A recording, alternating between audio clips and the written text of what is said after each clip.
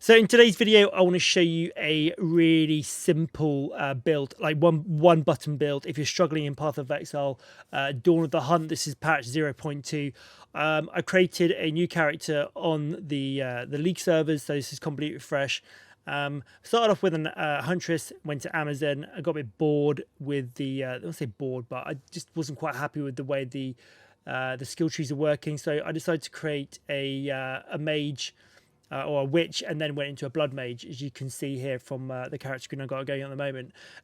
This loadout will work on any build, and being an off meta build, I've gone for a blood mage that does melee weapons and stacks strength, as you can see from my character. So not your standard blood mage, it is a melee build, and I'm using a scepter with this. But forget that.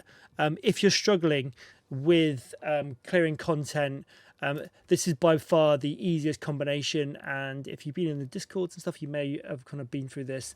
I've not watched any guild guides on this. I've just seen chat in the Discord chat and the Path of Exile Discord chat that Rake is an extremely strong ability when paired with Stomping Ground. Stomping Ground triggers a shockwave when you take a step using your support skills, and the shockwaves deal damage based on your strength as physical damage within a 2-meter area.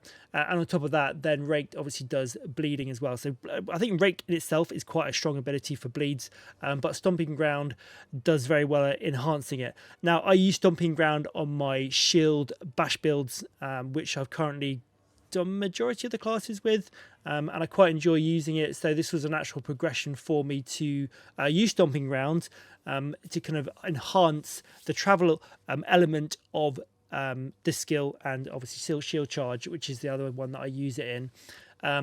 But by combining those two together, you shouldn't have a problem with any content, even bosses, as you can see from the clips that I probably will be clipping in to this video. One thing to point out though, obviously Shockwave does damage stack with strength, so you want to make sure that you do build a bit of strength into your build to kind of increase that. You could go down the crit route and add physical damage based on passive nodes in your skill tree. I don't want to do a full build video on this because this is something that I'm working on at the moment, but if you would type into their physical damage, you could see that there are nodes up here that do physical damage. If you are on the Huntress, and going into an Amazon, you probably will start over here anyway, and then you probably want to head down and get some physical damage nodes. Getting this spear node is quite good. You get some good damage here. You got 75% increased melee damage while surrounded. I really want this, and I think I'm going to go for it. It's going to change my path a little bit. And then obviously you might want to go for the bleed nodes as well. Anyway, I've gone for a very quirky build, obviously with the Blood Mage. I will share this build when it's complete. It's currently level 56.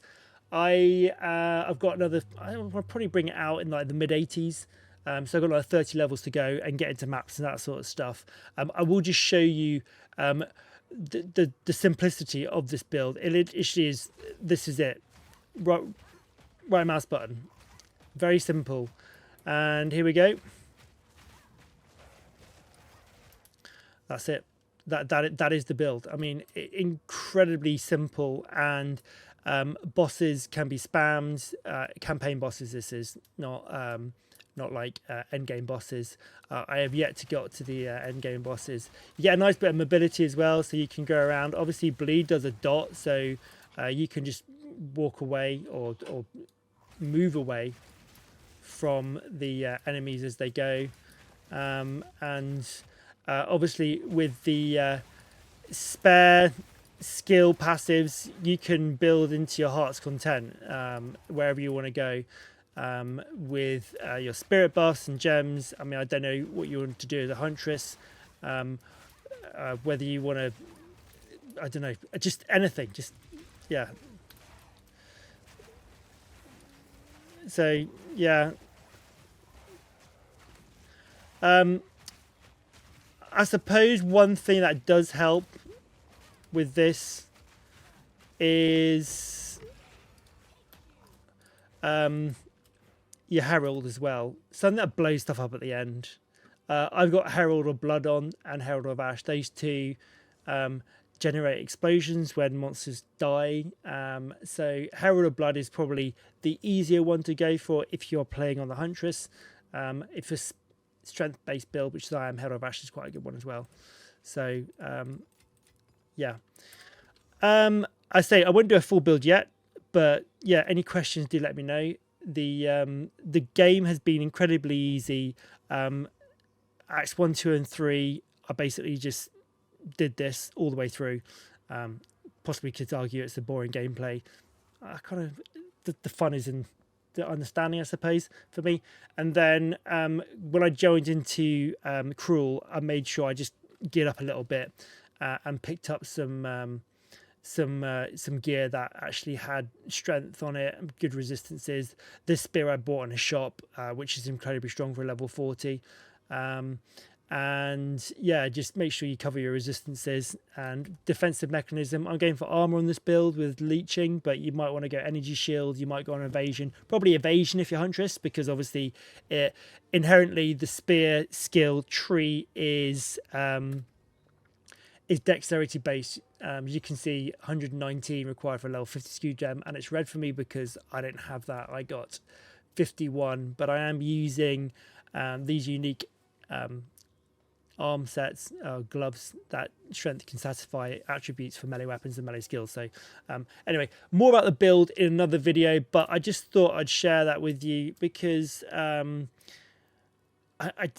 game doesn't feel very difficult if you understand how to build in certain ways, and I've got a few hours in this, so I kind of know where I'm going. So if you are new to the game and you are struggling and you want to play the new class, or you could play this on a warrior, you could play this, you can play, I mean, on any class. I'm a witch.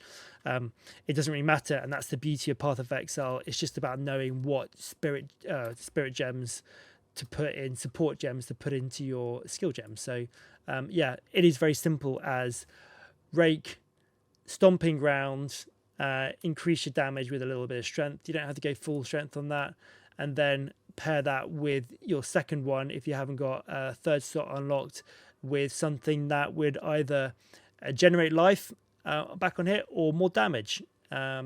Poison's a good one as well. You can use poison. In fact, I'll just show you a good pairing for this if you're struggling with high armor targets, is to do poison. You do like a poison on 50% chance to poison on every hit, and this is a combination that I like to use on my shield builds with Stomping Ground. So Envenom and Corrosion. So Corrosion is really good because poison applied by support skills also break armor equal to 80% of poison damage, so that armor trickles down to point that it breaks, and then your damages will be full damage based on no armor. So it's quite a good little combination there if you want to kind of break away from Rage and Leech. Still, Stomping Ground though is the must for Rake, and that's it. Your 2-button build to help you through the campaign, and I'll report back when I finish the campaign and get into maps and do your full build spec on this. I hope you guys enjoy are enjoying the game at the moment and the patch and the changes. I feel like they may have, I'll say, dumbed it down a little bit. They've made it a bit easier for new players to kind of come into the game, which is a good thing. I mean, there's nothing wrong with that at all. So it is a lot to learn, as you can see. This can be quite overbearing, obviously, and then you've got all the other systems that generate stats from gear to uniques to everything. So once you get a head around it, it is very simple and very easy, and hopefully you can have fun creating some good builds. Anyway, there it is, guys. There's a good foundation for you guys to set off with, and I'll see you in the next video, which quite possibly will be this build. I do have an effigy build on Gemling, which is incredibly strong, that I want to share and build with you. Legionnaire build, which I really want to share, which I've raced through the previous patch, and it's been a lot of fun. So either this one or that one, we'll see how it goes. But yeah, in the meantime, have fun playing Path of Exile, and I will see you in the next video. Take it easy, guys. Bye for now.